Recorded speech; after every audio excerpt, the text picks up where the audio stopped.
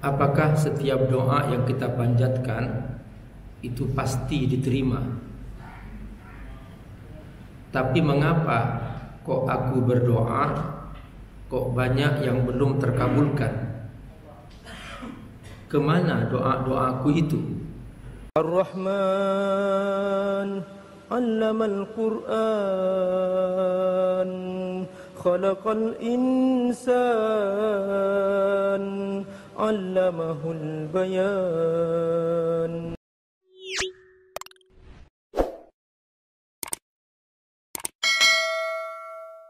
Bismillahirrahmanirrahim. Assalamualaikum warahmatullahi wabarakatuh. Alhamdulillah, wassalatu wassalamu ala rasulillah wa ala alihi wa sahbihi wa mawala. Hari ini kita akan membahas tentang rahasia doa. Mengapa kita harus berdoa kepada Allah? Apakah setiap doa yang kita panjatkan itu pasti diterima? Tapi mengapa kok aku berdoa kok banyak yang belum terkabulkan? Kemana doa-doaku itu? Lalu ada teman, dia itu padahal tidak sholat, tidak puasa, tidak pernah ke masjid, tapi kok kaya. Aku rajin ibadah ke masjid, rajin berdoa, tapi kok tetap miskin. Bagaimana doa ini Pak Ustaz? Bapak Ibu rahimakumullah, ini pembahasan sangat penting.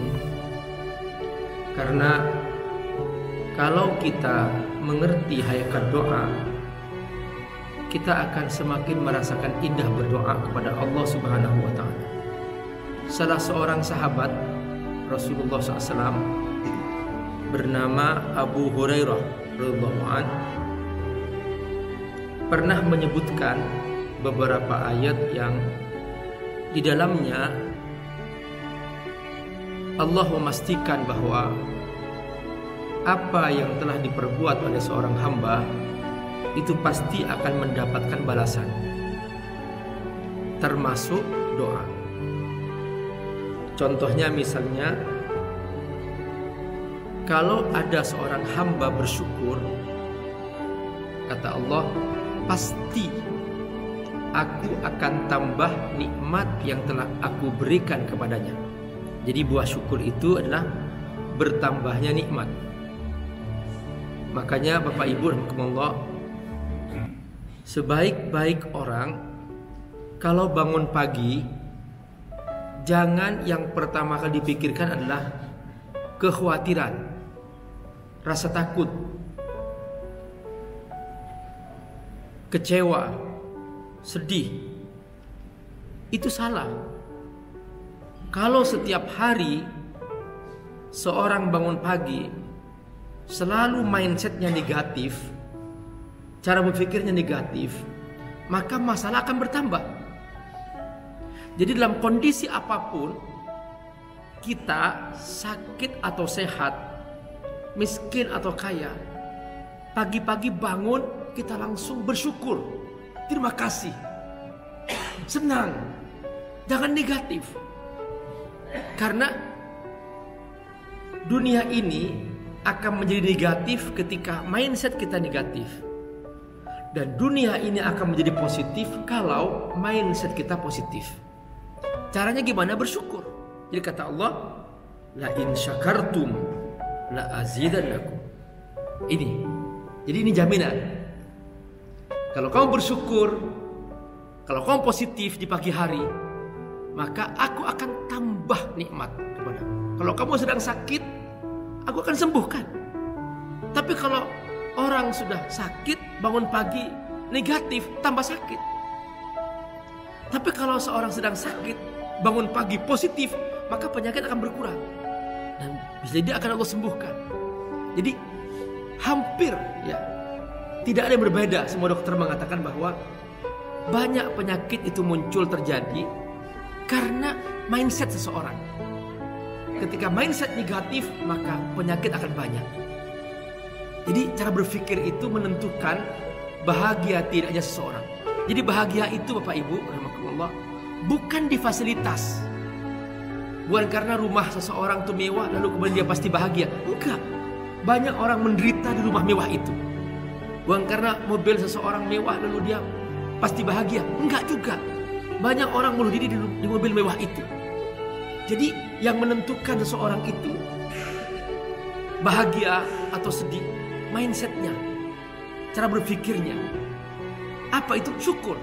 Kata Allah, la in syakartum la azidannakum. Kamu bersyukur, aku pasti akan tambah nikmat yang aku berikan kepada kamu. Tapi kata Allah, la in kafartum, tapi kalau kamu kecewa terus mau ngatur Allah semua yang diinginkan harus tercapai, ya kata Allah, ya sudah, siap-siap diadab. Seharusnya sholat nggak sholat, seharusnya berzikir nggak berzikir, seharusnya baca Quran nggak baca Quran, itu namanya nggak bersyukur. Akibatnya apa? Dia sendiri yang akan mengalami terus dihantui ketakutan, kekhawatiran, akhirnya serba bermasalah dalam hidupnya. Itu ayat yang pertama, Bapak Ibu. Ayat yang kedua tentang sabar, bahwa orang yang sabar pasti akan berlimpah pahalanya. Sabar mentaati Allah, sabar mengambil penghasilan yang halal meskipun sedikit, sabar menjauhi maksiat, sabar mencari ilmu, sabar salat berjamaah pada waktunya di awal waktu di masjid, sabar melangkah ke tempat-tempat yang baik, itu semua sabar. Kata Allah, orang yang sabar itu pasti akan mendapatkan pahala yang berlimpah. Allah berfirman, innama yuwaffas sabiruna ajrohum bighairi hisab. Innama yuwaffas sabirun. Di sini Allah menggunakan kata innama lil hasr, pasti. Yuwaffas sabirun maksudnya orang-orang yang sabar itu pasti akan mendapatkan dari Allah ajrohum bighairi hisab, pahala yang tanpa batas. Jadi kalau kita ingin mendapatkan pahala yang tanpa batas, Bapak Ibu, sabar. Sabar dalam ketaatan. Sabar ada 3. Sabar taat, sabar jauhi maksiat, dan sabar menjalani ujian Allah. Apapun itu ujian. Ujian kaya, sabar. Tidak menggunakannya untuk maksiat. Ujian kemiskinan, sabar. Dia tidak pernah mengeluh kepada Allah. Jadi ujian itu luar biasa. Ujian kenikmatan, kesenangan, sabar. Dia tidak menyalurkannya dalam dosa. Ujian syahwat, hawa nafsu, dia tidak menyalurkannya dalam maksiat, tapi dia menyalurkannya dalam hal-hal yang halal. Nah, itu namanya sabar. Jadi kata Allah, orang yang sabar, dia akan mendapatkan pahala tanpa dihisap dan tak terbatas, berlimpah terus mengalir pahalanya. Sabar berakhlak mulia. Sabar selalu memberikan optimisme kepada orang lain. Sabar selalu memberikan kabar gembira bagi orang lain, bukan menakut-nakuti. Itu. Maka orang seperti ini pahalanya mengalir. Yang ketiga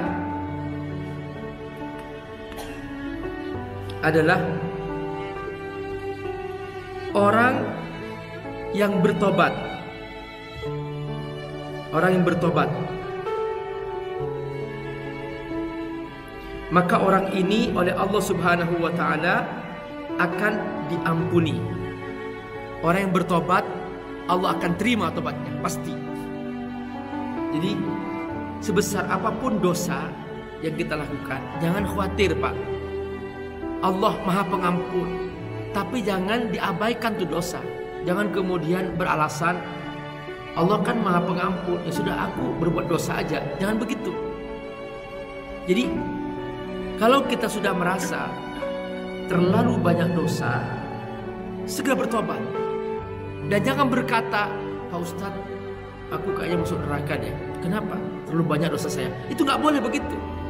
Jadi kita itu harus yakin bahwa aku sekarang mau bertobat. sudah terlalu banyak dosaku. Allah pasti mengampuni. Nah itu dia. Jadi ketika ada kejujuran dalam bertobat, pasti Allah akan menerima tobatnya. Ini hadis, ini ayatnya. Wa huwal ladzi yaqbalu taubata an ibadi. Allah yang pasti akan menerima tobat seorang hamba. Jadi ayat-ayat tadi itu Pak, kalau ayat yang pertama itu surah Ibrahim ayat 7. Kalau ayat yang kedua tentang sabar itu surah Az-Zumar ayat 10. Kalau ayat yang ketiga tentang tobat itu surah Asy-Syura ayat 25. Jadi ini ayat-ayat yang memastikan bahwa iktikad baik seorang hamba pasti Allah akan beri solusi, Bapak Ibu rahimahullah. Makanya mindset kita selalu ingin beriktikad baik. Jangan sekali dalam diri kita ini, Bapak Ibu, ada sesuatu iktikad buruk, keinginan berbuat maksiat. Jangan. Hancurkan itu, penyakit seperti itu. Pokoknya niatkan diri kita ini selalu berniat baik, berlaku baik. Allah akan mudahkan. Kemudian istighfar, bahwa orang yang beristighfar pasti akan dapat ampunan. Ini surah Nuh ayat 10. Kata Allah, faqul tastaghfiru rabbakum innahu kana ghaffara. Jadi orang yang beristighfar pasti Allah akan memberikan ampunan kepadanya. Jadi makanya Nabi sendiri, Bapak Ibu, selalu membaca istighfar. Kata Nabi, wallahi demi Allah, inni la astaghfirullah bil yaumi atamarrah. Demi Allah aku baca istighfar setiap hari minimal 100 kali. Jadi kita pendek aja Pak, pendek. Astagfirullah, astagfirullah, astagfirullah. Baca aja, baca. Mau di mobil, mau di mana saja. Jangan berhenti. Kalau boleh panjang lagi, astagfirullahaladzim. Kalau lebih panjang lagi, Sayyidul Istighfar, ya Allah anta rabbi, itu panjang. Tapi kalau Bapak ingin simpel, astagfirullah, astagfirullah, astagfirullah. Baca aja. Jadi kalau sudah diampuni dosanya, Bapak Ibu rahimahullah, Bapak tidak ada batas dengan Allah. Tidak ada penghalang dengan Allah. Ingin apa saja, insya Allah dengan izin Allah, Allah mudahkan. Apa Ustadz? Itu kan ada orang dia nggak pernah sholat, nggak pernah ke masjid, kok kaya aja Ustadz, Allah mudahkan urusan dunianya. Nah, beda Pak. Kalau ada orang jauh dari Allah dimudahkan urusan dunia, itu namanya istidraj. Sanastadrijuhum min haitsu la ya'lamun. Sengaja aku mudahkan urusan dunianya sebagai istidraj, karena Allah telah menyiapkan azab baginya yang pedih, dan supaya lengkap dosanya Allah mudahkan berbuat dosa. Nah itu ceritanya Pak. Beda.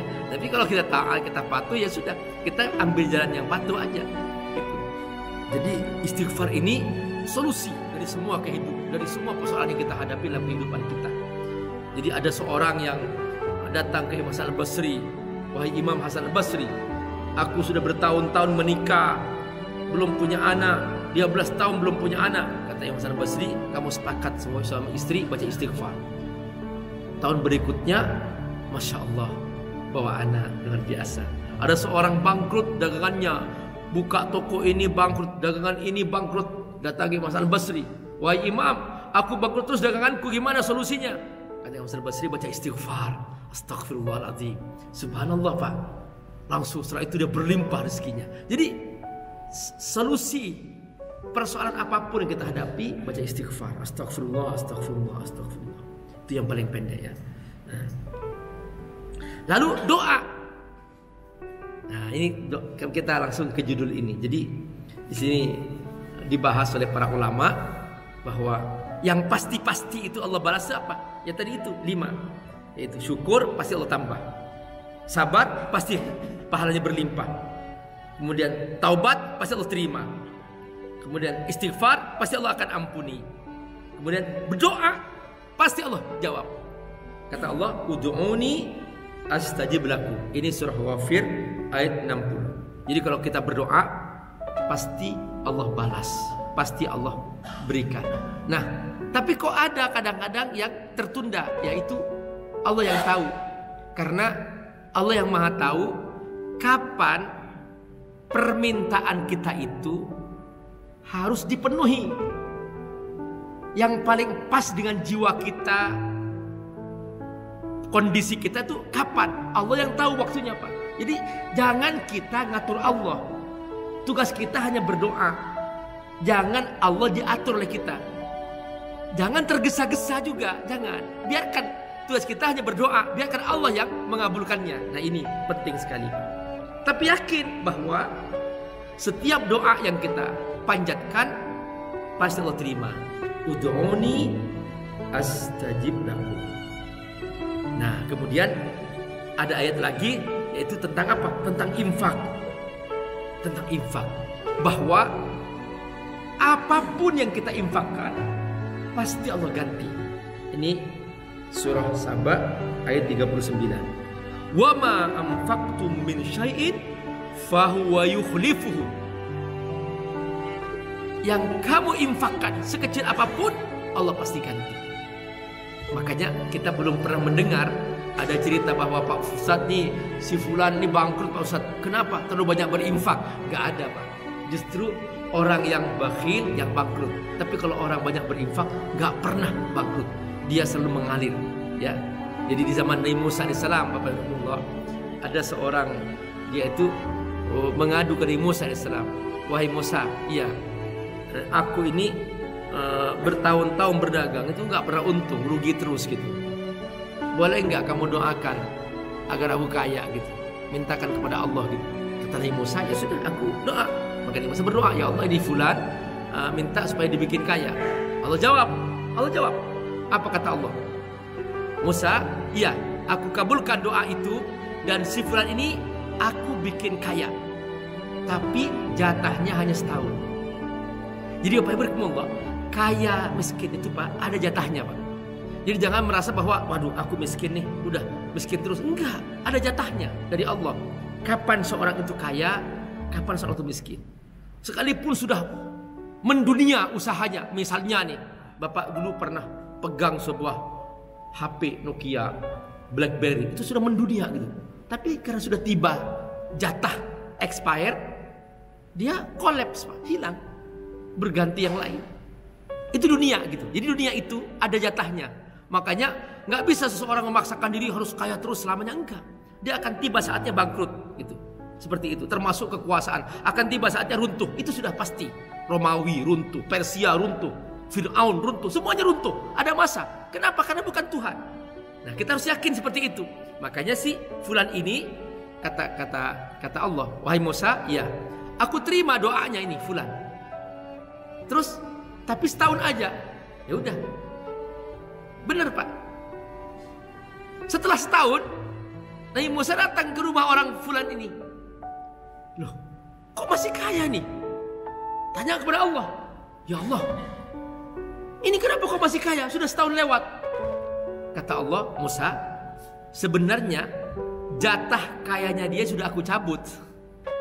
Tapi karena selama dia kaya dia suka bersedekah, berinfak, akhirnya itu gak habis-habis tuh. Jadi benar kata Allah, wa ma anfaqtum min syai'in fahuwa yukhlifuhu. Siapa yang sering berinfak, Allah pasti ganti. Jadi dia tuh gak miskin-miskin. Kenapa? Karena setiap dapat rezeki dia sedekahkan. Nah ini Allah, jaminan dari Allah sementara ada 6 ayat ya. Mohon diingat, Pak. Syukur pasti Allah tambah rezekinya. Sabar pasti berlimpah pahalanya. Yang ketiga, taubat pasti Allah terima. Yang keempat adalah istighfar pasti Allah ampuni. Terus yang kelima adalah doa pasti Allah terima. Terus yang keenam, infak pasti Allah ganti. Itu sudah 6 yang harus kita pahami sehingga kita menjadi orang-orang yang senantiasa yakin dengan Allah. Jangan sedikit pun ragu dengan Allah Subhanahu wa taala. Assalamualaikum warahmatullahi wabarakatuh. Alhamdulillah wassalatu wassalamu ala Rasulillah wa ala alihi wa sahbihi wa man. Teman-teman rahimakumullah, Abi Amir mengasuh sebuah pesantren FAT Institute. Pesantren FAT ini ada di Jakarta, ada juga di Sukawani, Bogor. Mereka rata-rata adalah anak-anak yatim duafa dan mereka belum punya asrama, belum punya masjid, dan juga mereka membutuhkan pembebasan lahan untuk pesantren. Teman-teman, membantu para penghafal Quran adalah menyiapkan mereka punya masa depan yang cerah, dan otomatis kita juga membantu diri kita sendiri, karena dengan membantu mereka menjadi penghafal Quran, menjadi para ulama, semua kebaikan yang mereka kerjakan, setiap huruf dari Quran yang mereka ulang-ulang, kita semua kebagian pahala. Bukan hanya itu, nanti di alam akhirat, di surga, mereka akan datang menyambut kita dengan mahkota yang indah, dan kita semua yang berdonasi untuk mereka akan diberi mahkota yang indah di pintu surga, sehingga kita semua bahagia selamanya di akhirat. Ayo bergabung membantu para santri, yatim duafa, penghafal Al-Quran di pesantren Fadlul Tafsir di Sukawangi, Bogor, melalui rekening di bawah ini. Semoga Allah berkati. Assalamualaikum warahmatullahi wabarakatuh.